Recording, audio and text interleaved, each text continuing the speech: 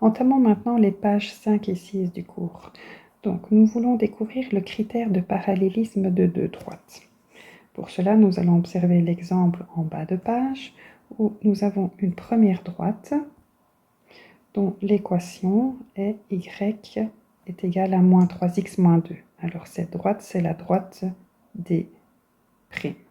Si on regarde le coefficient de x, on va appeler ici m', m' vaut moins 3, et le terme indépendant que je vais noter p', p' vaut moins 2. La deuxième droite qui lui est parallèle, c'est la droite y est égale à moins 3x plus 4, donc c'est la droite D.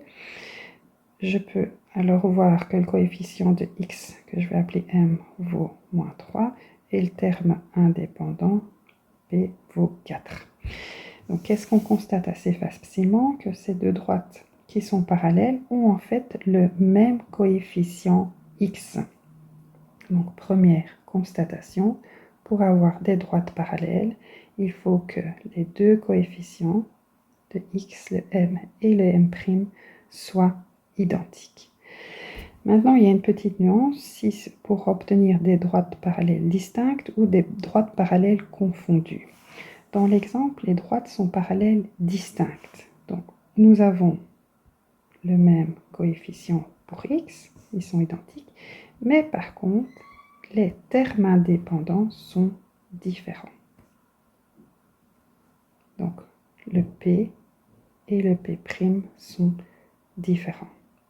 Donc ça, c'est pour les droites parallèles distinctes. Les droites parallèles confondues, elles auront un p et un p' identiques. Prenons la page suivante. Donc, nous voulons connaître le critère de perpendicularité de deux droites. Observons l'exemple qui est là. Donc, nous avons une première droite y est égale à 1 tiers de x plus 2 tiers.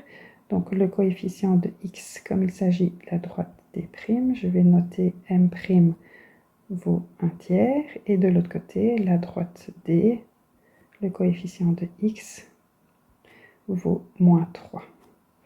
Ces droites sont perpendiculaires et on peut rapidement faire le petit calcul que lorsqu'on multiplie ces deux valeurs, moins 3 et 1 tiers, on obtient moins 1. C'est en fait le critère de perpendicularité.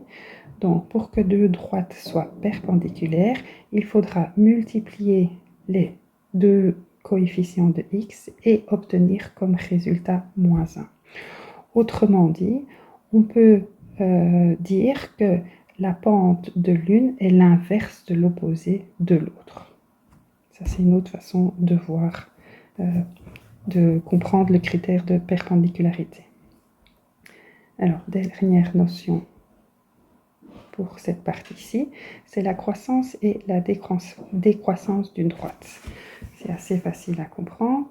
Donc, les deux exemples qui sont ici, nous avons premièrement une droite qui est croissante et en observant sa pente, on voit qu'elle est positive.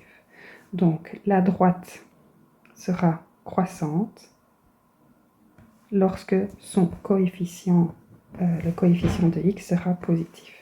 Dans l'autre exemple, la droite, elle est décroissante et on constate rapidement que sa pente, le coefficient de x, est négatif.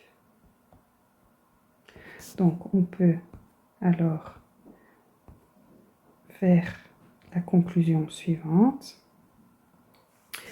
Une droite est croissante si et seulement si quoi? Sa pente est positive. Une droite est décroissante si et seulement si sa pente est négative.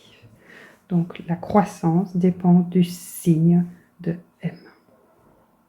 Donc, il faut bien faire attention à tous ces encadrés qui reprennent les notions importantes de la théorie.